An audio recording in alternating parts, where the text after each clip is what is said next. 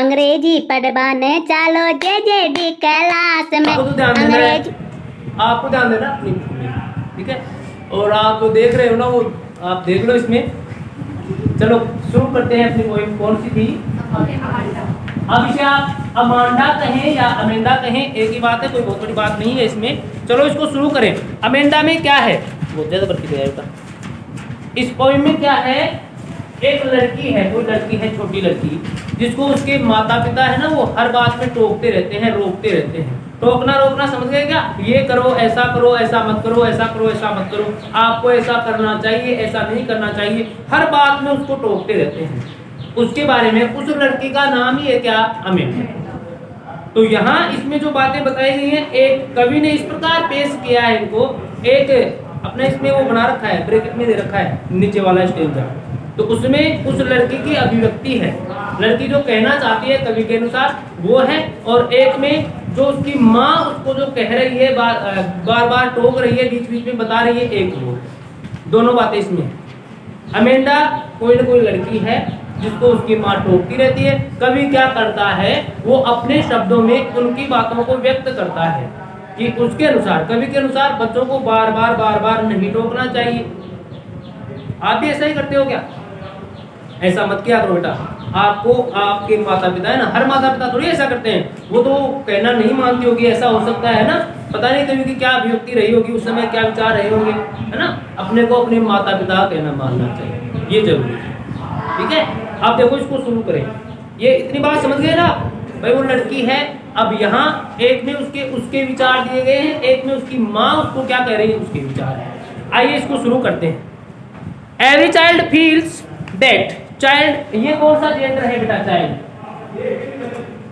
आपको बताया था मैंने एक दिन, चाइल्ड कौन सा जेंडर है? चाइल्ड प्लूरल क्या हो जाता है? तो चाइल्ड कौन सा जेंडर है? अरे जेंडर कितने हो गए? इंग्लिश में कितने होते हैं gender? 4। There are 4 types of gender in English. 2 Hindi में होते हैं बेटा, पुल्लिंग और स्त्रीलिंग। 3 संस्कृत में होते हैं, पुल्लिंग, स्त्रीलिंग और नपुंसक। बेटा सुन रहा है क्या? समझ में आ रहा है? समझ में आ रहा है? अभी आएगा समझ में, समझ में आ रहा है बेटा? 2 हिंदी में स्त्रीलिंग और पुल्लिंग, 3 संस्कृत में स्त्रीलिंग, पुल्लिंग और नपुंसक, 4 अंग्रेजी में होते हैं। अंग्रेजी में 4 कौन से होते हैं? ये नपुंसक लिंग तो शामिल होता ही है उसमें, ठीक है ना। एक और लिंग होता है जिसे कहते हैं वो उभय लिंग। क्या कहते हैं बेटा? उभय लिंग का मतलब क्या हुआ? संस्कृत का वर्ड है उभौ। क्या? उभौ। इसका मतलब होता है दोनों, उभय यानी भी दोनों। तो जो स्त्रीलिंग में हो वो भी, और जो पुल्लिंग में हो वो भी। स्त्रीलिंग में भी होता है चाइल्ड और पुल्लिंग में भी होता है चाइल्ड, है ना। जैसे टीचर, स्त्रीलिंग पुल्लिंग दोनों हो सकता है ना। जैसे स्टूडेंट, दोनों हो सकता है। अच्छा तो देखो, एवरी चाइल्ड फील्स दैट सी और ही, सी और ही आ गए ना, देखो दोनों बातें हैं ना, सी और ही।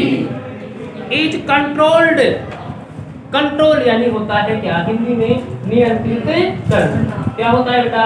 नियंत्रित करना। प्रत्येक बच्चा, हर बच्चा ऐसा महसूस करता है दैट सी और ही इज कंट्रोल्ड, कि उसको नियंत्रित किया जाता है। एंड इंस्ट्रक्टेड, इंस्ट्रक्शन से बना है। इंस्ट्रक्शन मतलब निर्देश, निर्देशित किया जाता है। अब देखो यहां देखो, इज प्लस मेन वर्ब की थर्ड फॉर्म, ऐसी सिचुएशन कहाँ होती है? आपने पढ़ लिया है कहाँ होती है। इसके बाद में तो थर्ड फॉर्म होती नहीं, आपने पढ़ाया ना। थर्ड फॉर्म कहाँ होती है? हैज, हैव, हैड के बाद में, इनके बाद में होती है ना मेन वर्ब की थर्ड फॉर्म। यहाँ इसके बाद में third form, it means passive. क्या है ये? पैसिव, पैसिव का सेंटेंस है। He is controlled and instructed not to do one thing और अनदर, एक या दूसरी चीज नहीं करने के लिए उसको निर्देशित किया जाता है। ऐसा मत करो, यह करो, यह मत करो, ऐसा नहीं करना चाहिए, ऐसा करने के लिए उसे नियंत्रित किया जाता है और निर्देशित किया जाता है। फिर आगे देखो, you too may feel that your freedom is curtailed. Curtailed का मतलब क्या होता है? कर्टेल्ड, होता है क्या? सीमित करना। सीमित करना। सीमित करने का मतलब क्या? भाई उसका दायरा है ना, उसकी सीमा है ना, एक स्वतंत्रता एक सीमा में बांध देना। भाई आपको जैसे मान लीजिए खेलना है 5 बजे से 6 बजे तक, तो ये आपकी स्वतंत्रता है, लेकिन 5 बजे से 6 बजे तक ही खेलना है, इसमें आपको सीमित कर दिया। समझ गए ना? तो हर बच्चे की स्वतंत्रता को सीमित कर दिया जाता है। यहाँ ऐसा है, आप भी फील कर सकते हो, आप भी ऐसा महसूस कर सकते हो that your freedom is curtail, कि आपकी स्वतंत्रता को भी सीमित कर दिया जाता है। Write down some of the things, ऐसी कुछ बातें लिखिए, ऐसी कुछ बातें लिखिए, ऐसी कुछ बातें लिखिए यू वांट टू डू, जिन्हें आप करना चाहते हैं, बट योर पेरेंट्स और एल्डर्स, पेरेंट्स और एल्डर्स, माता पिता या बड़े बुजुर्ग, do not allow you to, लेकिन आपके बड़े, आपके माता पिता आपको ऐसा करने की अनुमति नहीं देते। To read the poem aloud, form pairs, form pairs, एक फॉर्म, इनका मतलब बताया था बेटा मैंने दोनों का, आपको बताया था नहीं बताया था? आपको बताया, पता नहीं बताया था। ये फॉर्म से है, ये फॉर्म का मतलब रूप होता है, संरचना होता है, बनावट होता है, बनाना होता है। समझ गए ना? तो फॉर्म है, यहाँ निर्माण करो, बनाओ, रचना करो, किसकी? फॉर्म पेयर्स, जोड़े, जोड़े बनाओ, जोड़े बनाओ, जोड़े बनाओ और फिर कविता को पढ़ो, ऐसा। Each reading alternate stanza, alternate का मतलब यहाँ वैकल्पिक है ना? दूसरा जो विकल्प है ना, अपने स्टेंजा का दूसरा विकल्प है। आप अपनी पोएम में देखेंगे तो जैसा मैंने आपको पहले बताया था, जो ब्रैकेट में दे रखा है ना, ये इसका विकल्प है दूसरा, और जो ब्रैकेट में दे रखा है वो तो ये लड़की बोल रही है, कौन? अमेंडा, और जो ब्रैकेट के बाहर है ना, वो उसकी माँ उसको कह रही है। You are in for a surprise, तो आपको आश्चर्य होगा। आप जब ऐसा पढ़ेंगे ना, इसको पढ़ेंगे तो आप पहले कौन बोलता है, क्या बोलता है, कैसे बोलता है, और फिर बाद में क्या बोला जाता है, इसमें इससे आपको आश्चर्य होगा। तो चलो शुरू करें क्या?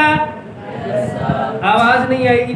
Yes sir. Don't bite your nails Amanda, bite का मतलब होता है बेटा दांत से काटना, बाइट यानी काटना, काटना मतलब कैसे? दांत से काटना, दांत से काटने को क्या कहते हो? बाइट।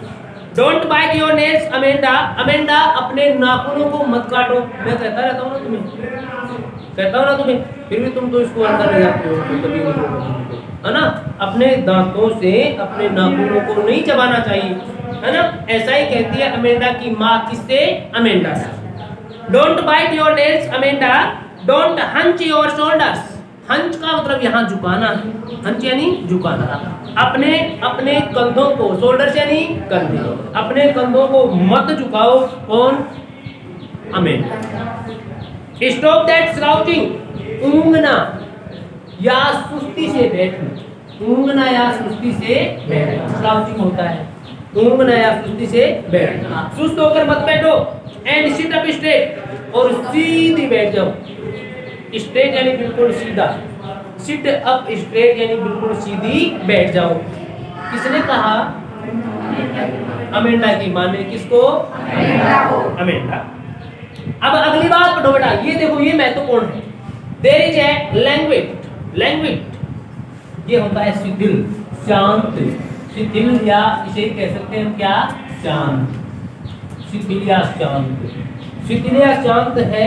इमर्ल्ड, इमर्ल्ड हीरे जैसा, हीरा नहीं कहे तो इसे ठीक रहे, इसे पन्ना कहें, पन्ना, पन्ना ना, पन्ने जैसा हरा, पन्ने का रंग हरा होता है ना, वैसे ही समुद्र को आप जब देखते हो दूर से, तो समुद्र का रंग है ना, वो आपको नीला सा, हरा सा दिखाई देता है ना?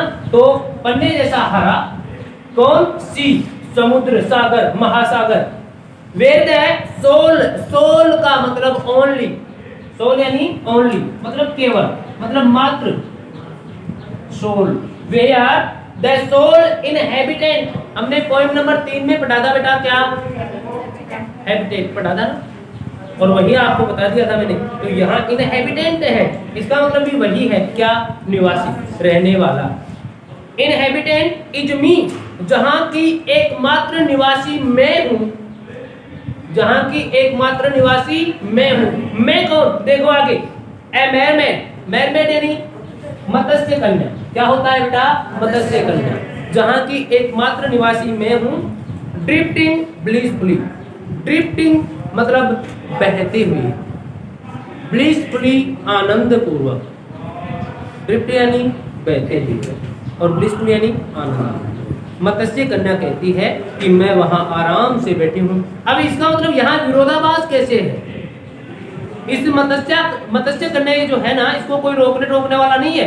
ये आराम से उस विशाल शांत सागर में, हरे सागर में वहां ये बैठी है और ये बताती है कि मैं आराम से वहां उस पानी के साथ बहती रहती हूँ। यानी मुझे कोई कहने वाला नहीं है कि आप ये करो, ये मत करो, ये करो, ये मत करो।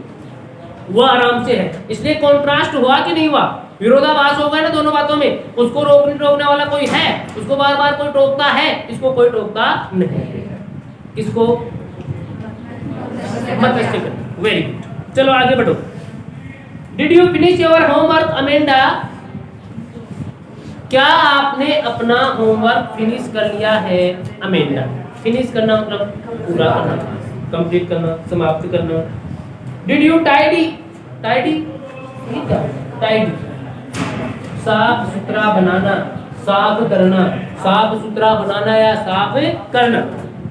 क्या did you tidy your room Amanda? Amanda, क्या अमेंडा आपने अपना कमरा साफ कर लिया है? I told you to clean your shoes. मैं ऐसा सोचती हूँ, है ना, मैंने ऐसा सोचा कि मैंने तुम्हें आपके जूते साफ करने के लिए कहा था अमेंडा। मैंने आपको आपके जूते साफ करने के लिए कहा था। ऐसा उसकी माँ कह रही है उसको, भाई क्या आपने अपना होमवर्क कर लिया? अब इसका जवाब उसने दिया ही नहीं। फिर उसने दूसरी बात कही, क्या आपने अपना कमरा साफ कर लिया या व्यवस्थित कर दिया?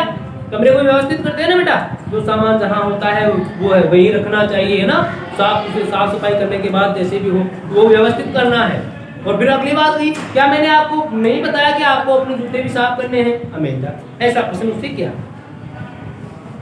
अगली बात देखो, I am N orphan. Orphan होता है क्या? अनाथ। ऑर्फन क्या है बेटा? अनाथ। जिसके माता पिता नहीं है वो कौन है? अनाथ। आई एम एन ऑर्फन, ये उस लड़की की भाषा है ना। लड़की, उस कवि कहता है कि लड़की को उसकी भाषा में, मतलब लड़की की भाषा में बताता है कि उस लड़की को अनाथ के जैसे रहना चाहिए, जैसे कि वो अनाथ हो। आई एम एन ऑर्फन, मैं एक अनाथ हूं। और ये रोमिंग पोएम नंबर 4 के सेकंड स्टेंजा की फर्स्ट लाइन में सेकंड लास्ट वर्ड है रोम, है ना।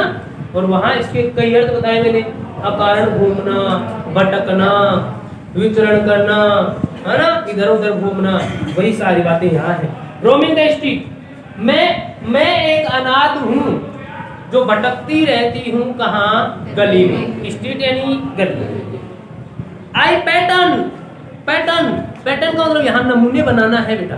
क्या है? नमूने बनाना। Soft dust with my first bare feet, ये नमूने बनाना कैसे?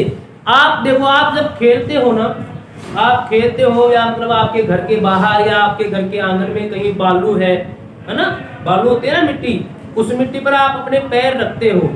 ऐसे आप छोटे थे तब किया करते थे, है ना, करते थे ना। आप अपने नंगे पैरों को उस पर रखते हो, फिर आप उसके चारों ओर ऐसे ऐसे लाइन कराते हो, फिर पैर को उठाकर देखते हो, ये आपके पैर का निशान बन गया। वो क्या है? पैटर्न। क्या है वो? पैटर्न। समझ गए ना? नमूना, नमूना बनाना। आई पैटर्न सॉफ्ट, सॉफ्ट डस्ट मतलब मुलायम या नरम डस्ट, धूल, रेत, बालू, समझ गए ना। उस पे मैं नमूने बनाती हूँ। विद माई हस्ट, हस्ट क्या? हस्ट का मतलब यहाँ शांत होगा बेटा। हस्ट का मतलब यहाँ क्या होगा? बेयर फीट यानी नंगे पांवों से, ऐसा मैंने आपको पहले ही बताया। बेयर फीट, नंगे पांवों से। बेयर का मतलब जिस पर कुछ नहीं हो, क्या है? बेयर है, नंगा। और फीट यानी पैर, दोनों पैर, बहुवचन है ना। द साइलेंस इज गोल्डन, ये देखो कितनी अच्छी बात है। The silence is golden. Silence मतलब चुप्पी, मतलब शांति, मतलब नीवरता। साइलेंस यानी शांति, शांति को ही आप कहेंगे चुप्पी, इसको ही आप कहते हैं नीवरता। नीवरता, अब इनका मतलब क्या हुआ भाई? आप जैसे आप हैं अपने घर पर और कोई नहीं है, ठीक है ना, मान लीजिए, या फिर सब घर वाले हैं लेकिन आपको कोई रोकने टोकने वाला नहीं है उस समय, और आप आराम से खेलते रहते हैं, वो आपके लिए शांति है। इस बच्चे के अनुसार वो आपके लिए शांति है। बस आपको कोई रोकता नहीं है, टोकता नहीं है, कोई कुछ नहीं कहता है, आप आराम से खेलते रहते हो, वो शांति है। समझ गए ना इसके अनुसार। तो साइलेंस इज गोल्डन, वो जो शांति है ना वो गोल्डन है, सुनहरी है, मन पसंद है। गोल्डन यानी सोना, गोल्डन यानी सोने का मतलब सुनहरा, मतलब क्या, मन पसंद। वो जो शांति है वो कैसी है, मन पसंद, सुनहरी है या मन पसंद है।